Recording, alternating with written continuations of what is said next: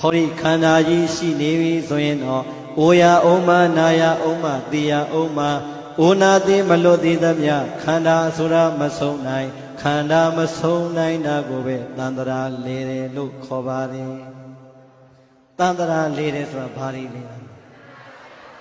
ဘဝတွေတစ်ခုပြီးတစ်ခုရခန္ဓာတွေတစ်ခုပြီးတစ်ခုရနေတာကိုပဲခန္ဓာလေတယ်တန်တရာလေတယ်လို့ခေါ်တယ်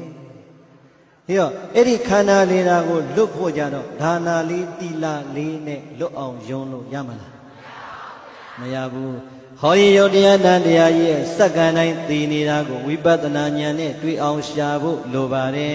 ဟောဒီယုတ်တရားတန်တရားကြီးရဲ့စက္ကန့်တိုင်းအနိစ္စဆိုတာကိုစာရဲကအနိစ္စခန္ဓာထဲမှာတွေ့အောင်ရှာဖို့လိုပါတယ်စာရဲကဒုက္ခခန္ဓာထဲမှာသိအောင်ရှာဖို့လိုပါတယ်ငါဖြစ်ခြင်းသလိုမဖြစ်ဘူးဆိုတဲ့စာရဲကအနတ္တဟောဒီခန္ဓာမှာတွေ့အောင်ရှာဖို့လိုပါတယ်အဲ့ဒါကြတော့စာတိနာတိလေးနဲ့ရမလားခန္ဓာအတိကိုဝိပဿနာမမှတ်ဘဲနဲ့ရကိုမရပါဒီတော့ဝိပဿနာဘာဝနာမပါသမျှအနိစ္စဒုက္ခအနတ္တရဲ့အမှန်ကိုသိမလားအနိစ္စဒုက္ခအနတ္တရဲ့အမှန်ကိုမသိဘူးဆိုတဲ့ကကိုယ့်ကိုယ်မြဲတယ်ကောင်းတယ်ငါပဲသူပဲဆိုတဲ့အစွဲကွာမလားမကွာသမျှတန်တရာဆုံးမလားမဆုံးဘူးတဲ့ဒါကြောင့်ကျွမ်းမလေးစဉ်းစားလိုက်ပြီးဘလောက်ချမ်းသာပါစေဘလောက်ခံစားခွင့်ရပါစေဟောဒီခန္ဓာကိုယ်ကြီးရပြီဆိုရင်တော့အိုတဲ့မျိုးဖြစ်တဲ့အတွက်အိုရမှာမလွဲပါပဲနာတဲ့မျိုးဖြစ်တဲ့အတွက်နာရမှာမလွဲပါပဲသိတဲ့မျိုးဖြစ်တဲ့အတွက်သိကိုသိရမှာမလွဲပါပဲဘာလို့မလဲတဲ့အိုနာသိမလွတ်သမျှတော့ငါတို့လိုချင်တဲ့ချမ်းသာအမှန်